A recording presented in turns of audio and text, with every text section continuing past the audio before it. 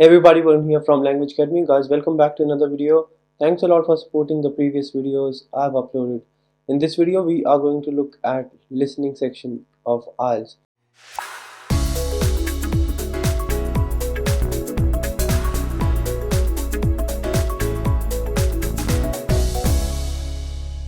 This video is going to be in Hindi. If you want an English version of this video, do let me know and I'll try to get one for you. और ये video Hindi में होने वाला है और इसमें हम क्या देखेंगे, इसमें हम देखेंगे आइल्स लिसनिंग का एक इम्पॉर्टेंट और इजी और scoring task type form completion. पहले सेक्शन में ही आ जाता है, पहले 10 क्वेश्चन में ही फॉर्म कंप्लीशन आता है। बहुत इजी है, इम्पॉर्टेंट इसलिए है क्योंकि इसमें इम्प्रूवमेंट जल्दी आती है और स्कोर भी ज़्यादा अच्छी तरह इम्प्रूव कर सकते हैं। इस वीडियो में मैं क्या क्या बताऊंगा आपको। सबसे पहले कौन कौन सी चीज़ें करनी है, कौन कौन सी चीज़ें अवॉइड करनी है जो बच्चों को नहीं पता होता। बच्चों को लगता है कि सही कर रहे हैं, लेकिन जब एग्जाम देके आते हैं तो स्कोर नहीं आता, पता लगता है ये गलतियाँ की हैं। तो सारे अपनी एक्सपीरियंस से आपको बताऊंगा कौन सी चीज़ करनी है, कौन सी चीज़ नहीं करनी, कौन सी टिप्स हैं, कौन सी स्ट्रैटेजीज हैं। फिर मैं आपके साथ एक क्वेश्चन प्रैक्टिस भी करूंगा जिसमें आपको बताऊंगा कि मैं कैसे सॉल्व करता हूँ और मैं हमेशा फुल नंबर कैसे लेता हूँ। चलिए शुरू करते हैं और देखते हैं कि क्या क्या टिप्स एंड स्ट्रैटेजीज हैं। जैसे कि आप अपनी स्क्रीन पे देख सकते हैं, ये टास्क पहले सेक्शन में आएगा। पहले 10 क्वेश्चन के बीच बीच में ही आता है लिसनिंग मॉड्यूल में। इसमें जनरली क्या होता है, दो स्पीकर के बीच में कन्वर्सेशन होती है और एक जनरल आम जिंदगी का कॉन्टेक्स्ट होता है, एक सोशल कॉन्टेक्स्ट होता है। जैसे मैंने फ़ोन किया नया फ़ोन लेने के लिए कस्टमर सर्विस को, तो मेरे और कस्टमर सर्विस रिप्रेजेंटेटिव के बीच में जो कन्वर्सेशन होगी वो होगी। मैंने फ़ोन किया यूनिवर्सिटी में एडमिशन लेने के लिए, कोर्स में एडमिशन लेने के लिए, तो जो भी कन्वर्सेशन होगी उसके बारे में यहाँ पे फॉर्म होगा। फिर कॉन्टेक्स्ट सोशल होगा, जैसे course enrolment, ticket reservation, booking. अब आपकी ऑडियो स्टार्ट होने से पहले आपको थोड़ा सा टाइम दिया जाएगा, अराउंड 20 सेकेंड्स। उसमें आपको क्या करना है, वो 20 सेकेंड बहुत ज़रूरी, बहुत अहम है और आपको आराम से चिल नहीं करना है, वहाँ पे आराम से बैठना नहीं है। आपको मेक श्योर करना है कि आप अपना 120% दें और देखें कि भाई इस क्वेश्चन को मैं ईजी तरीके से कैसे सॉल्व कर सकता हूँ। 4 से 5 चीज़ें जो उस 20 सेकेंड में आपने करनी है, बहुत ज़रूरी है वो 20 सेकेंड, ध्यान रखना। पहले तो इंस्ट्रक्शंस पढ़ लें कि ये भाई टास्क कौन सा है, ये ना पता लगे कि एमसीक्यू का टास्क है और हम इसको भी फॉर्म कंप्लीशन समझ रहे हैं। फिर वर्ड लिमिट देखें, वर्ड लिमिट और नंबर की लिमिट देखें, बहुत ज़रूरी है क्योंकि इसमें मल्टीपल वर्ड्स आते हैं। नंबर्स तो मोस्ट प्रॉब्ली आते ही आते हैं और बच्चे ये नहीं देखते कि भाई कितने नंबर हमें अलाउड है। ऊपर देखो कि नो मोर देन 2 वर्ड्स हैं या 1 वर्ड है, कितने वर्ड्स आपको अलाउड है। देखें कि आपको नंबर लिखने की अनुमति या नंबर लिखने अलाउड भी है या नहीं है। इन चीज़ों का ध्यान रखें। ये बहुत ज़रूरी है कि आपको पहले ही पता हो कितने वर्ड्स और नंबर्स आप लिख सकते हो। फिर आगे टाइटल, कई बार टाइटल होता है, कई बार नहीं होता। अगर होता है तो थोड़ा सा आइडिया लगाओ कि किस बारे में कन्वर्सेशन। अगर लिखा हुआ है ऊपर स्पोर्ट्स क्लासेस, तो पता है कि भाई ये बंदा कोई क्लास लेने जा रहा है और इसमें ऐसे ऐसे वर्ड्स आएंगे, कैसे duration, timing, fees, sessions, time table, ऐसी चीज़ें आएंगी। Address, qualification. तो थोड़ा सा वोकेबलरी का आइडिया लग जाएगा अगर आप टाइटल को सही तरह देख लेते हो। मैं आपको आगे बताऊंगा कौन कौन से टाइटल से कौन कौन से वर्ड्स आपको आ सकते हैं। फिर लास्ट थिंग, आंसर्स प्रिडिक्ट कर लो। अब अगर फॉर्म में लिखा हुआ है फ़ोन नंबर डैश, अब पता है कि यहाँ नंबर ही आना है और यहाँ पे हमने एक्स्ट्रा अटेंटिव रहना है क्योंकि फ़ोन नंबर एक ऐसी चीज़ है जिसमें हम कंफ्यूज हो जाते हैं और गलतियाँ हो जाती हैं। अगर उसने बोला 1 2 3 4 5 6, आपने लिख दिया 1 2 3 4 6 5, 0 नंबर है उसके। तो फ़ोन नंबर या नंबर्स पूरी अटेंशन से सुनने हैं, मेक श्योर करना, रश नहीं करना, काम रहना है, लेकिन साथ साथ लिखना है। अगर लिखा है यहाँ पे कॉस्ट डैश, तो पता है यहाँ पे भी नंबर आएगा। अगर लिखा है टाइम टेबल, पता है यहाँ पे टाइम आएगा। अगर लिखा है एड्रेस, यहाँ पे पता है एड्रेस आएगा। अब एड्रेस पता है तो आपको पता भी होना चाहिए उसको कौन से फॉर्मेट में लिखना है। जैसे पहले नंबर आएगा, फिर स्ट्रीट का नाम आएगा। तो ये चीज़ों का आपको ध्यान रखना है। यस, अगर लिखा हुआ वेट डैश लिखा हुआ है तो याद रखें कि वहाँ पे आपको यूनिट भी लिखना पड़ेगा, केजी, ग्राम, जो भी, अगर वहाँ पे यूनिट आपकी शीट में नहीं दिया हुआ है। तो इन चीज़ों का ध्यान रखें, प्रिडिक्शंस करें। जो 20 सेकंड मिले हैं, जल्दी 20 सेकंड कम है, लेकिन जितना भी आप एब्जॉर्ब कर सकते हो, समझ सकते हो कंटेंट, उसको समझें ताकि जब ऑडियो चल रही हो आपको कोई भी परेशानी ना हो और इजीली आप चीज़ों को सॉल्व कर सकें। तो ये थे कुछ टिप्स, कुछ स्ट्रैटेजीज जो ऑडियो चलने से पहले आपको यूज़ करने हैं। आपकी स्क्रीन कुछ ऐसी लगेगी, जैसे आप देख सकते हैं ये एक सैम्पल फॉर्म कंप्लीशन का क्वेश्चन है, क्राइम रिपोर्ट फॉर्म। अब मुझे पता है यहाँ पे क्राइम हुई है, वो मैं उसकी जानकारी या सूचना पुलिस को दे रहा हूँ, तो वो फॉर्म भरवा रहे हैं। क्या पूछ रहे हैं, नेशनलिटी। अब ये एक प्रॉपर नाउन है, इंडियन, आई कैपिटल लिखेंगे हम, या कुछ भी कोई भी नेशनैलिटी वो कैपिटल से स्टार्ट होगी। फिर उसने पूछा है करंट एड्रेस। अब यहाँ पे नंबर जरूर आएगा 13 फ्यूरी अपार्टमेंट्स या कोई भी अपार्टमेंट्स, जो भी उसने बोला है पता थोड़ा सा यहाँ से आइडिया लगाना है कि क्या क्या होएगा। बट साथ के साथ ये भी देखना एक वर्ड और एक नंबर लिखने ही अलाउड है, मतलब वन वर्ड एंड और अ नंबर।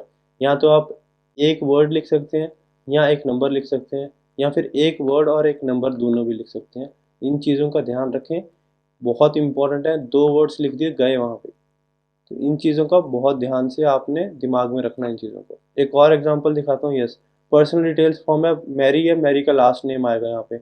एड्रेस है फ्लैट 2 के आगे, जो भी रोड का नाम बताएगी वो रोड से पहले लिखना है, जो नंबर बताएगी स्ट्रीट नंबर वो यहाँ पे लिखना है। टेलीफोन में अगेन नंबर आएगा।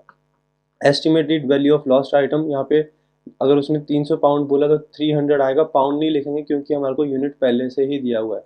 अगर यहाँ पाउंड ना बना होता, साइन सिंबल ना बना होता, तो आपको पाउंड का सिंबल या पाउंड इन वर्ड्स भी लिखना जरूरी था। तो ये थी कुछ चीज़ें फॉर्म कंप्लीशन की। अब जब आपकी ऑडियो चल रही है, once your audio is going on, तब आपको कौन कौन सी चीज़ों का ध्यान रखना है उन पे नज़र देते हैं, नज़र मारते हैं। अराउंड 10 से 15 टिप्स हैं जो मैं आपके साथ शेयर करूंगा। रिक्वेस्ट करूंगा कि इनको चीज़ों को लिख लो। अभी आप सुन रहे हो, आपको लगेगा कि हाँ भाई ये तो याद रहेगा, बट एक बार जब वीडियो ख़त्म हुई, शाम हुई, सब कुछ शाम गई काम गई वो बात होगी, कुछ याद नहीं रहेगा। तो आप मेक श्योर करें कि आप इन चीज़ों को लिख लें, वीडियो को पॉज करके चीज़ों का नोट बना लें, ताकि बाद में आपको कोई भी प्रॉब्लम ना हो।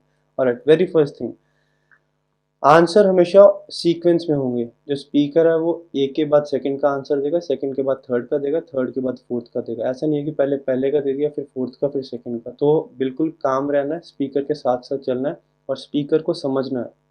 भागना नहीं है कि भाई जल्दी आंसर पता लग जाए, आंसर पता लग जाए। समझो वो क्या बोल रहा है। आम चीज़ें सबको समझ आती हैं, लेकिन आपको विजुअलाइज करना है, अपने आप को उस सिनेरियो में डालना है। फॉर्म कंप्लीशन या फिर कोर्स एनरोलमेंट का फॉर्म आ गया लेट्स से, तो समझो कि भाई मैं ही कोर्स करने जा रहा हूँ, अब मेरे को इन्फॉर्मेशन लिखनी है, क्या बोल रही है, कितनी इसकी कॉस्ट है, कितने सेमेस्टर हैं। आप अगर अपने आप को सिचुएशन में डालोगे ना, बहुत ज़्यादा इंप्रूवमेंट होगी, एक्यूरेसी बहुत ज़्यादा ऊपर जाएगी। स्पेलिंग्स का ध्यान रखना है। स्पेलिंग एक भी गलत हुआ उसका कोई नंबर नहीं मिलेगा, आपको एक पॉइंट मिलता है पर राइट आंसर का। लेट्स से उसने बोला चर्च, चर्च के स्पेलिंग हमने गलत लिख दिए, ज़ीरो उसका। तो स्पेलिंग का ध्यान रखना है, प्रैक्टिस करते हुए स्पेलिंग इंप्रूव कैसे करने हैं। हमें क्या होता है, हम ऑटो करेक्ट यूज़ करते हैं, फ़ोन यूज़ करते हैं, वहाँ पे सारी चीज़ें ऑटो करेक्ट होती है और हमारे को स्पेलिंग की आदत नहीं है। प्रैक्टिस करते हुए पहले दिन ही अपनी नोटबुक में 20 पेज छोड़ दो, लास्ट में एक भी वर्ड टाइपिंग गलती सिली मिस्टेक भी हो रही है उसमें लिखो। लिखोगे नहीं, सही स्पेलिंग लिखोगे नहीं तो याद नहीं रहेगा। एक एक चीज़ जहाँ पे भी डाउट है सारी चीज़ें उसको नोट डाउन कर लो, बहुत इंप्रूवमेंट आएगी उससे। उसके बाद यूके और यूएस स्पेलिंग्स का ध्यान रखना। या तो आप यूके फॉलो करें या यूएस फॉलो करें, दोनों मिक्स मत करें। जैसे कि ऑर्गेनाइज यूके, यूके हम इंडिया में भी यूज़ करते हैं, यूएस इंडिया में नहीं यूज़ करते। फ़र्क क्या है, यूके में एस वाले वर्ड आते हैं, यूएस में जेड वाले आते हैं। यूके में हमेशा लॉन्ग वर्ड्स होते हैं, यूएस में शॉर्ट होते हैं। जैसे यूके में फेवर लिखते हैं FAVOUR, यूएस में लिखते हैं FAVOR।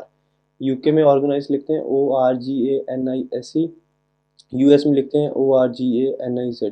तो या तो आप यूके फॉलो करें या यूएस फॉलो करें, लेकिन एक ही फॉलो करें, दोनों मिक्स मत करें, उसके भी आपके नंबर कट सकते हैं। और एट फोर्थ पॉइंट, जैसे कि आप देख सकते हैं दो स्पीकर्स के बीच में कन्वर्सेशन है, राइट। लेट्स से कि मैंने आपको फ़ोन किया, उसकी हमने रिकॉर्डिंग की हुई है। तो नॉर्मली अब क्या होता है, जो दूसरा स्पीकर होता है ना, जो फ़ोन कॉल के अदर साइड पे होता है, उसकी वॉल्यूम थोड़ी सी कम होती है या एकदम से कई बार डाउन हो जाती है। क्योंकि नॉर्मल रिकॉर्डिंग में भी ऐसे होता है, जो बंदा फ़ोन पे होता है उसकी आवाज़ थोड़ी कम सुनती है। तो आपको इस चीज़ को लेकर और एक्स्ट्रा अटेंटिव रहना पड़ेगा कि हाँ भाई, जो सेकंड स्पीकर है उसकी आवाज़ एकदम से कम ज़्यादा हो सकती है। तो ध्यान से अटेंशन देनी है, यहाँ पे फोकस करना है कि कोई भी चीज़ मिस आउट ना हो। फिर आ गया है यूनिट, यूनिट मिस नहीं करने। अगर $20 बोला और वहाँ पे आपकी शीट पे डॉलर नहीं लिखा हुआ, तो आपको डॉलर का साइन बनाना पड़ेगा। 50 kg लिखा, केजी नहीं लिखा हुआ, केजी लिखें। टाइम दिया हुआ है 8 PM, PM आपकी स्क्रीन पे नहीं है या आपकी शीट पे नहीं है, you have to write 8 PM please. तो यूनिट मिस नहीं करना, यूनिट मिस किए तो मार्क्स भी मिस किए, इन बातों का ध्यान रखना। ओके, जैसे कि मैंने बताया, अगर शीट पे यूनिट ऑलरेडी है फिर आपको इंक्लूड करने की ज़रूरत नहीं है। हाँ, अब क्या होता है, कई बार आपको 5 सेंटेंसेस दिए होते हैं जिसमें सिर्फ 2 ही या 3 ब्लैंक्स हैं, लेट्स से, या 3 चीज़ें आपने 3 आंसर भरने हैं। फर्स्ट में आंसर भरना है, सेकंड फुल है, सेकंड में कोई आंसर नहीं है। तो बच्चे क्या करते हैं, फर्स्ट का आंसर मिला, सीधा थर्ड पे जंप कर देते हैं, थर्ड सेंटेंस पे। जो सेंटेंस जिनमें ब्लैंक नहीं भी है उनको भी ध्यान से पढ़ना है, क्योंकि उससे क्या होता है, हमें ट्रैक रहता है कि स्पीकर कहाँ पे पहुँच गया। मैं फर्स्ट के बाद सीधा थर्ड पे जंप करके स्पीकर सेकंड एक्सप्लेन कर रहा है। मान लो कि वो थोड़ी देर सेकंड ही एक्सप्लेन करता रहा, थर्ड पे नहीं आया, मैं घबरा दूंगा कि भाई थर्ड से निकल तो नहीं गया, निकल तो नहीं गया। लेकिन अगर मैं सेकंड को भी ध्यान से सुन रहा हूँ तो मुझे पता लग जाएगा कि मैं सेकंड पे ही हूँ अभी, या स्पीकर अभी सेकंड पे ही है। तो वो सेंटेंसेस जिनमें ब्लैंक नहीं भी है उनको भी आपने ध्यान से सुनना है और समझना है, और स्पीकर के साथ साथ ही चलना है। ज़्यादा आगे नहीं निकलना, जंप नहीं करना प्लीज़। ऑब्वियसली जहाँ पे ब्लैंक है वहाँ ज़्यादा अटेंशन पे करो, बट जिनमें ब्लैंक नहीं है या जिसमें कुछ आंसर नहीं भरना उनको इग्नोर मत करो। वो भी इक्वली इम्पॉर्टेंट है और आपको एक्यूरेसी इंप्रूव करने में और चीज़ों का ट्रैक रखने में मदद करेंगे। ठीक है, उसके बाद आ गया अपना tip number 8 I guess, right.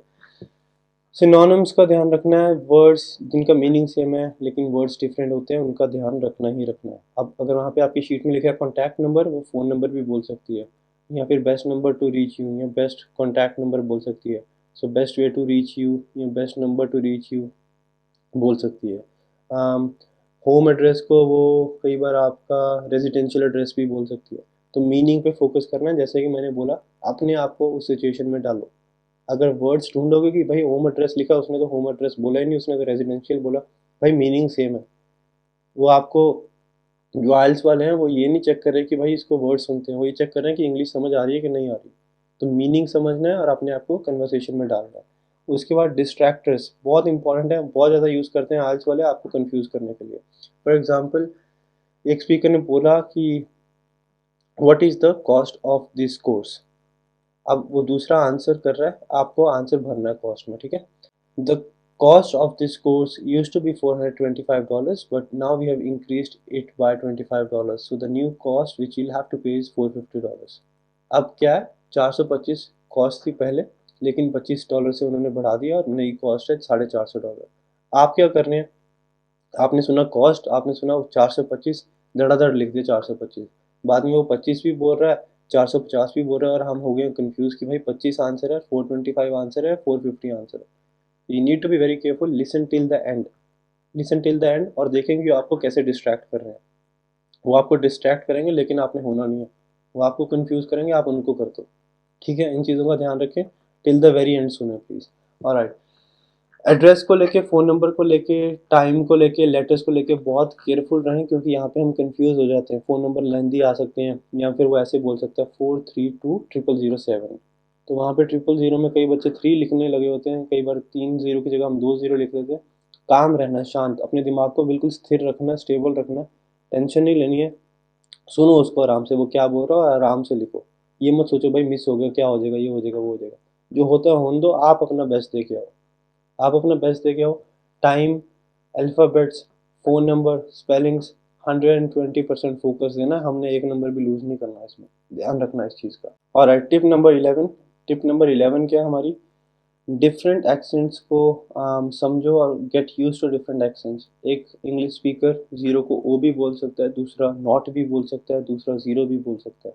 तो अगर उसने बोला है my phone number is O4O30001, तो हमें पता होना चाहिए कि भाई ये ओ अल्फ़ाबेट वाला नहीं बोल रहा, ज़ीरो को बोल रहा है। सिमिलरली, जैसे एच को ऑस्ट्रेलिया में एच बोलते हैं, कई इंग्लिश स्पीकिंग कंट्रीज़ में एच बोलते हैं। तो you have to be very careful, आपको पता होना चाहिए। जेड को जी भी बोलते हैं। तो you need to be very careful and you need to get use to different accents. आप इसके लिए टीवी सीरीज़, वेब सीरीज़ देख सकते हैं, बट वही देखना जिससे आपको एजुकेशन मिले, ठीक है, ऐसे टाइम पास मत करना। उसके बाद आ गया अपना नंबर्स। नंबर्स में भी आपको डिफरेंट पता होना चाहिए डिफरेंस। जैसे वो 13 बोल रहा है या 30 बोल रहा है, 13 बोलता है, 30 बोलता है, बंदा कंफ्यूज होता है। आराम से कामली सुनना है, सुनना है वो क्या बोल रहा है, 40 बोल रहा है या 14 बोल रहा है। जब तक 14 नहीं सुन रहा तो उसको 14 मत लिखो, 40 लिखो। कई बार क्या होता है, हमारे हिसाब से वहाँ 14 आना होता है, लेकिन वो 40 बोलता है। पता भी उसने 40 बोला, और बच्चा कहता है नहीं यार 40 बॉयज़ तो हो ही नहीं सकते क्लास में, 14 ही होगा आंसर।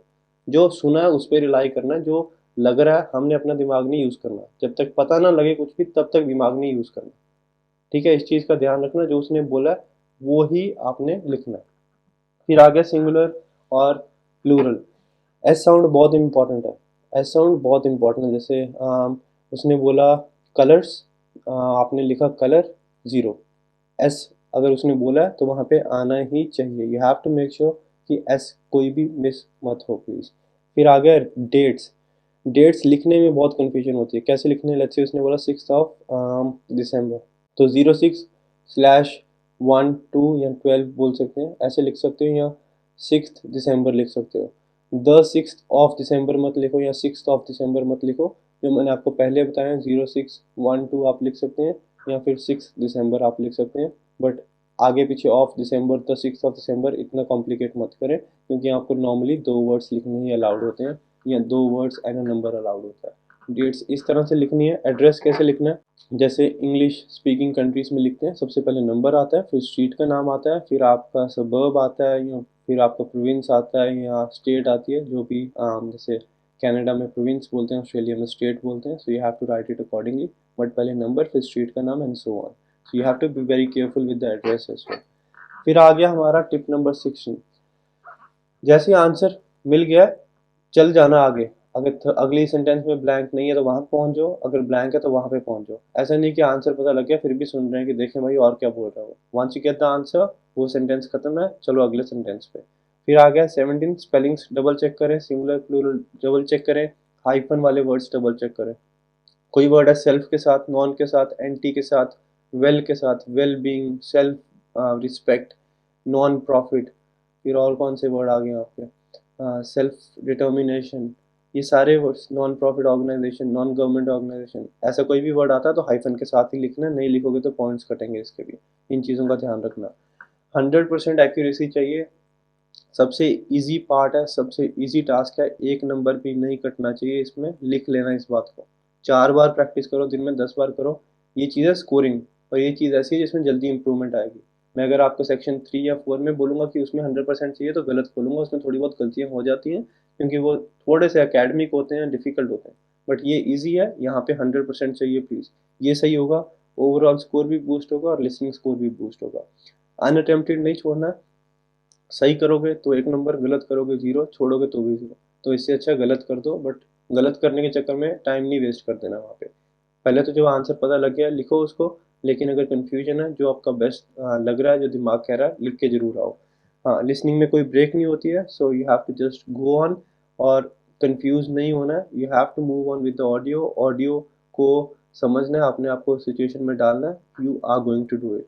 फिर जो 20 सेकंड मिलते हैं, जैसे कि मैंने आपको शुरू में बताया, जो भी आपके फॉर्म पे लिखा हुआ है चीज़ों को पढ़ो, एस्टिमेट करो, गेस करो कि भाई क्या क्या लिखा है और इसको कैसे हम इम्प्रूव कर सकते हैं। जैसे नाम में ये आएगा, इतने फ़ोन नंबर आएंगे, इतने नंबर्स आएंगे। उससे क्या होगा, आपको एक माइंड मैप मिल जाएगा, एक ब्लूप्रिंट मिल जाएगा कि हाँ भाई ये चीज़ें आ सकती हैं और इनको मैंने ऐसे अटेम्प्ट करना है। तो ये थे कुछ टिप्स फॉर्म कंप्लीशन के। अब मैं क्या करूँगा, एक फॉर्म आपके साथ कंप्लीट करूँगा, अटेम्प्ट करूँगा, फिर उसके बाद आपको थोड़े से और टिप्स दूंगा। चलो शुरू करते हैं फिर।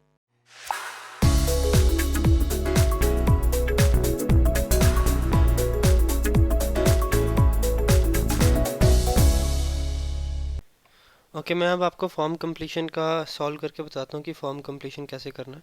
जो आपको प्रिपरेशन टाइम मिलेगा, एक तो ये पढ़ लेना है, जैसे मैंने आपको बताया टाइटल पढ़ने हैं, फिर एक बारी जल्दी से क्वेश्चन पढ़ लेना है। ये एग्जांपल दिया हुआ है, एग्जांपल आपको अब नहीं आएगा। अब पब्लिक रूम हायर करने के लिए वो द डैश रूम, यहाँ पे रूम का नाम होगा जिसमें 100 सीट्स हैं, तो इसको हाईलाइट कर लो सीट्स को, और रूम को हाईलाइट कर लो। कॉस्ट आ गया, एक तो $250 डिपॉजिट दे रहा है, साथ में कोई और कॉस्ट भी दे रहा है वो। तो यहाँ पे जो 250 से पहले कॉस्ट दी जाएगी, होपफुली यही आंसर होगा, और टोटल कॉस्ट होगी यहाँ पे, क्योंकि ब्रैकेट में दिया गया है deposit plus this is equal to total cost. फिर cost include table chair, table chair जैसी एक और चीज़ होगी जो जिसके लिए हम खर्चा दे रहे हैं। फिर आ गया additional charge for the kitchen, ये will need a dash license, यहाँ किसी लाइसेंस का नाम आएगा, लाइसेंस को हाईलाइट कर लो।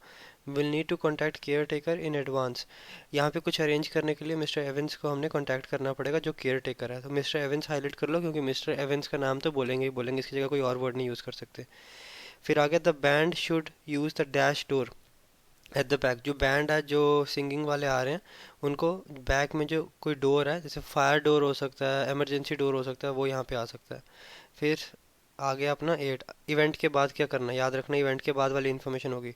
Need to know the dash cleaning cupboard, cleaning cupboard के बारे में कुछ पता होना चाहिए, क्लीनिंग कपबोर्ड अपना हाईलाइट कर लो। The the dash must be washed and rubbish place in black bags. Rubbish है जो कूड़ा करकट है वो ब्लैक बैग्स में डाल देना है, और कोई चीज़ बताएगी जिसको हमने धोना है। तो रबिश ब्लैक बैग्स हाईलाइट कर लो, उससे पहले जो इन्फॉर्मेशन देगी वो यहाँ पे आएगी। All dash must be taken down, मतलब कि कोई भी ये सारी चीज़ें, कोई यहाँ पे चीज़ें होंगी जिनको हमें नीचे रखना होगा। ऑडियो चलाते हैं, साथ साथ आपको आंसर बताऊंगा। Hello? Oh, hello.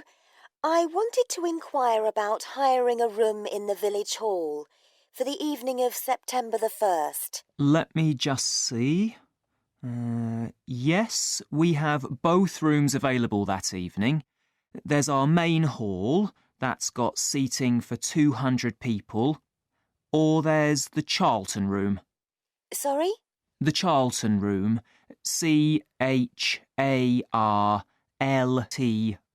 Charlton. That's got seating for up to 100. Okay, अब उसने बता दिया एक मेन हॉल अवेलेबल है जहाँ 200 सीट्स अवेलेबल हैं, और एक चार्ल्टन रूम है जहाँ 100 सीट्स हैं। तो यहाँ पे क्या आएगा? चार्ल्टन, CHARLTON, जो भी उसने स्पेलिंग्स बोले आपने लिख देना है यहाँ पे। Well, we're organising a dinner to raise money for a charity, and we're hoping for at least 150 people. So, I think we'll go for the main hall. How much would that cost? Let's see. You wanted it for the evening of September the 1st? Yes, that's a Saturday. So from 6 p.m. to midnight, that'd be £115. That's the weekend price. It's £75 on weekdays. That's all right. And I have to tell you, there's also a deposit. अब वो deposit पे पहुंच गया। इससे पहले उसने बोला कि वीकेंड के लिए $115 होगा और वीकडेज में $75 होता है। सैटरडे इवनिंग का 115 बोला, यहाँ पे 115 आप लिख देंगे। पाउंड का निशान या पाउंड का सिंबल नहीं डालेंगे क्योंकि उसने पहले ही डाला हुआ है। Which is returnable, of course, as long as there's no damage. But we do insist that this is paid in cash. We don't take cards for that. You can pay the actual rent of the room. अब यहाँ पे उसने deposit भी बता दिया। हमने guess किया था यहाँ पे टोटल फिगर आएगी, बट नहीं, उसने क्या बोला? Dash payment is required. तो सिर्फ आपने जो पहले गेस कर लिया है वो ही नहीं सोचना कि यहाँ पे नंबर्स आएगा। हो सकता है हमारा गेस मोस्टली केसेस में सही हो, बट हो सकता है मोस्टली में कईयों में गलत भी हो जाए। तो यहाँ पे यूनिट नहीं आ रहा है, नंबर नहीं आ रहे हैं, बट क्या आ रहा है? कैश पेमेंट, कैश आएगा यहाँ पे word. However you like, though. Cash, credit card, check. Oh, well, I suppose that's okay. So, does the charge include use of tables and chairs and so on? Oh, yes. And what about parking? Yeah, that's all included. The only thing that isn't included is... अब उसने क्या बोला? लड़की ने पूछा कि जो charge है उसमें टेबल्स एंड चेयर्स और बाकी सब कुछ भी इंक्लूडेड है। उसने बोला हाँ, इसमें पार्किंग भी इंक्लूडेड है। तो यहाँ पे ऑल्सो क्या आ जाएगा? पार्किंग। हमारे को यहाँ पे एक वर्ड या फिर एक नंबर या एक वर्ड और एक नंबर लिखना है, तो सिर्फ पार्किंग लिखेंगे और कुछ नहीं लिख सकते हम यहाँ पे। You said you were organising a dinner? Yeah. Well, you'll have to pay extra for the kitchen if you want to use that. It's £25. It's got very good facilities, good quality cookers and fridges and so on. Okay. Well, I suppose that's all right. We can cover the cost in our entry charges. Right, so I'll make a note of that. Now, there are just one or two things you need to think about before the event. For example, you'll have to see about getting a licence if you're planning to have any music during the meal. Oh, really? It's quite straightforward. I'll give you the details later on. क्या बोला? Before the event you'll need to get a license for music। तो यहाँ पे क्या आएगा? Music licence चाहिए होगा हमें। फिर उसके बाद अब एंड नेक्स्ट चीज़ बोल रहा है वो, ध्यान से सुने इसको। And about a week or 10 days before your event, you'll need to contact the caretaker, that's Mr. Evans, to make the arrangements for entry. He'll sort that out with you. अब उसने बोला कि a week और 10 days before, advance नहीं बोला उसने, लेकिन 10 दिन पहले, मीनिंग तो वही एडवांस। तो उसने बोला एवेंस को आपने कांटेक्ट करना है, वो आपके लिए क्या अरेंज करेगा? एंट्री। तो टू अरेंज क्या आएगा यहाँ पे? एंट्री। एंट्री लिखेंगे और आप आगे निकलेंगे। And do I give him the payment as well? No, you do that directly with me. Before you hear the rest of the conversation, you have some time to look at questions 7 to 10.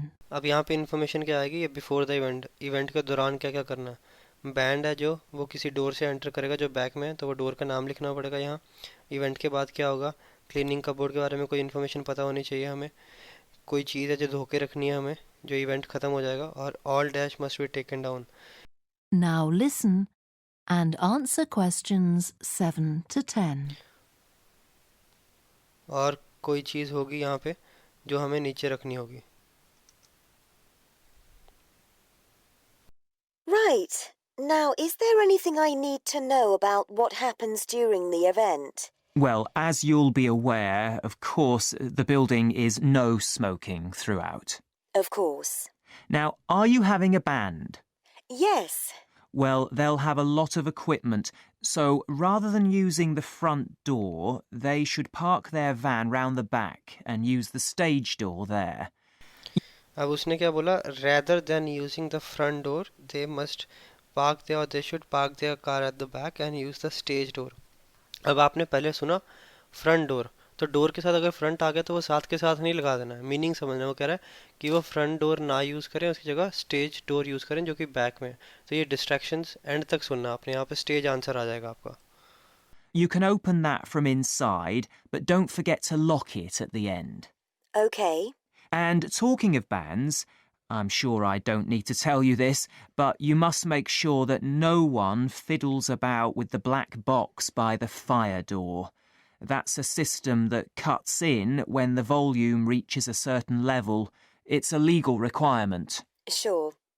Anyway, we want people to be able to talk to one another, so we don't want anything too loud. Oh, that reminds me. We'll be having speeches. Are there any microphones available? Yup, just let the caretaker know. He'll get those for you. Right, now, when the event is over, we do ask that the premises are left in good condition. So there's a locked cupboard, and you'll be informed of the code you need to open that. It's got all the cleaning equipment, brushes and detergent and so on. अब उसने यहाँ पे क्या किया, उसने बोला once the event is over, after the event नहीं बोला उसने, event is over मतलब यही है after the event। हम चाहते हैं कि सारी चीज़ें साफ़ रहें, तो आपको कबर्ड जिसके अंदर आप, उसने क्लीनिंग कबर्ड नहीं बोला, उसने बोला we have got a cupboard जहाँ पे सारे क्लीनिंग का सामान है, तो वो क्लीनिंग कबर्ड का ही बात कर रहा है। और उसने बोला we need you to know the code for the cupboard which has got all the cleaning stuff, right। तो यहाँ पे क्या आएगा, हमारे क्लीनिंग कबर्ड का क्या चाहिए, हमें कोड चाहिए, तो कोड वर्ड आएगा यहाँ पे COD नहीं आएगा, CORD होता है कॉर्ड होती है तार, कोड होता है जैसे पिन हो गया, right. Right. So, what do we need to do after everyone's gone? Sweep the floors, I suppose. Well, actually, they have to be washed, not just swept. Then you'll be provided with black plastic bags. Okay, अब उसने क्या बोला, उसने बोला यहाँ पे क्या आएगा, डैश मस्ट बी वॉश्ड। उसने बोला कि पहले लड़की ने बोला I think we have to sweep the floor, sweep मतलब झाड़ू मारना। उसने बोला no actually they have to be, क्या बोला उसने, they have to be washed. तो यहाँ पे फ्लोर या फ्लोर्स लिख सकते हो, दोनों में से कुछ भी लिख सकते हो, because it will make sense. The floor या floors must be washed. Floors वैसे किसको बोलते हैं, जब आपके पास डिफरेंट एरिया हो, 3-4 कमरे हैं तो उनके फ्लोर्स हो जाएंगे, बट नॉर्मली फ्लोर ही बोलते हैं। The floor must be washed, फिर उसके आगे वो इन्फॉर्मेशन देगा आपको, देखना। With black plastic bags, so all the rubbish must be collected up and left outside the door. Of course. We'll make sure everything's left tidy. Oh, and I forgot to ask. I presume we can have decorations in the room? Yes, but you must take them down afterwards. Sure. अब उसने क्या बोला, I suppose we can have decorations in the room। उसने बोला sure but you have to take them down afterwards। तो event के after क्या take down करना है, डेकोरेशंस। यहाँ पे क्या आएगा, डेकोरेशंस, ध्यान रखना please, DECORATIONS। Sure. And the chairs and tables should be stacked up neatly at the back of the room. I'll make sure I've got a few people to help me. तो यहाँ पे आपका हो गया है ख़त्म। अब हमने कौन कौन सी चीज़ों का ध्यान रखना है, दोबारा ध्यान दें। स्पेलिंग्स का, कन्वर्सेशन के अंदर घुसना है, मीनिंग समझना है। अब यहाँ पे हमें आंसर्स कैसे सही तरह पता लगे, क्योंकि हमें पहले ही हमने गेस वर्क कर लिया था, लेकिन हमेशा आपका गेस सही नहीं होगा। तो ये मत सोचें कि यहाँ पे नंबर आएगा, आपको लग रहा है कि नंबर आएगा तो एंड में नंबर ही आएगा। नहीं, ज़रूरी नहीं है, वहाँ वर्ड भी आ सकता है। तो मीनिंग समझें, कन्वर्सेशन समझें और इस तरीके से समझें कि हाँ भी आपसे ही बात हो रही है। स्पेलिंग्स का ध्यान रखें और स्पेशली प्रोनाउंसिएशन, जैसे उसने एक जगह बोला 15, 115, कई बच्चे 150 लिख देते हैं, एस मिस कर देते हैं। तो इन चीज़ों का ध्यान रखें। It is a piece of cake. आपने रोज़ प्रैक्टिस करनी है और इसमें एक भी चीज़ गलत नहीं होनी चाहिए, चीज़ें हाईलाइट करनी है जैसे मैंने की है। जैसे कि आपने देखा कि मैंने एक फॉर्म कंप्लीशन का क्वेश्चन अटेम्प्ट किया। मैं आपको पहले भी बताया, पहला इम्पॉर्टेंट चीज़ है, सबसे पहली इम्पॉर्टेंट चीज़ है कि आप काम रहें, शांत रहें, कंफ्यूज ना हो। उसके बाद क्या इम्पॉर्टेंट है, कन्वर्सेशन को समझें, अपने आप को स्थिति में डालें ताकि आपको पता लगे कि ये किस चीज़ की बात चल रही है, क्योंकि एक जनरल चीज़ें हैं, आम चीज़ें हैं। अगर आप इसको समझने की कोशिश करोगे, अपनी लैंग्वेज में भी समझने की कोशिश करोगे ना, तो सही आंसर मिलेंगे। थर्ड, स्पेलिंग्स का ध्यान रखो। फोर्थ, रश ना करो। और फिफ्थ, अगर कुछ भी मिस आउट हो जाता है तो शांत रहो, एक मिस होने से एग्ज़ाम ख़त्म नहीं हो जाएगा। अपना बेस्ट दो, प्रैक्टिस करते रहो और कोई भी डाउट है तो मुझे बताओ। अगर वीडियो हेल्पफुल लगी please do let me know in the comment section. अगर आप चाहते हैं कि मैं किसी और टॉपिक पे भी वीडियो बनाऊं, प्लीज़ मुझे कमेंट सेक्शन में बताओ। इसी के साथ that's it from this video. If the video was helpful please do like, share and subscribe. अगर वीडियो देख के आपका स्कोर आता है, that is one thing I work for. And अगर स्कोर आता है प्लीज़ मुझे बताना, that is something which will motivate me, जो मुझे भी आगे बढ़ने में मदद करेगी। और मैं ट्राई करूँगा कि और स्टूडेंट्स की हेल्प कर सकूँ। और अगर वीडियो हेल्पफुल लगी अपने फ्रेंड्स के साथ भी शेयर करना, लाइक करना, कमेंट करना एंड सब्सक्राइब करना। और मुझे बताना कि नेक्स्ट कौन से टॉपिक पे वीडियो चाहिए, कोई डाउट है वो भी बताना। मैं अपना 120% दूंगा आप लोगों की हेल्प करने के लिए, और आपका डिज़ायर्स फर्स्ट अटेम्प्ट में आए, that is only I want. अगर आप इंडिया में हैं, आप हमें इस नंबर पर कॉन्टैक्ट कर सकते हैं। अगर आपको कोई भी हेल्प चाहिए, ऑनलाइन क्लासेस चाहिए, you can contact us any time on this number. WhatsApp भी कर सकते हैं। अगर आप पंजाब में हैं, आप जलंधर आके हमारे कैंपस में एक फ्री मॉक टेस्ट भी ले सकते हैं, चेक कर सकते हैं कि आपकी क्या गलतियाँ हो रही हैं, अपनी राइटिंग और स्पीकिंग भी इवैल्यूएट करवा सकते हैं, और हमारे जलंधर कैंपस में भी क्लासेस लगा सकते हैं। That's it from this video. Just make sure you subscribe and be with me. I am coming with a lot more content.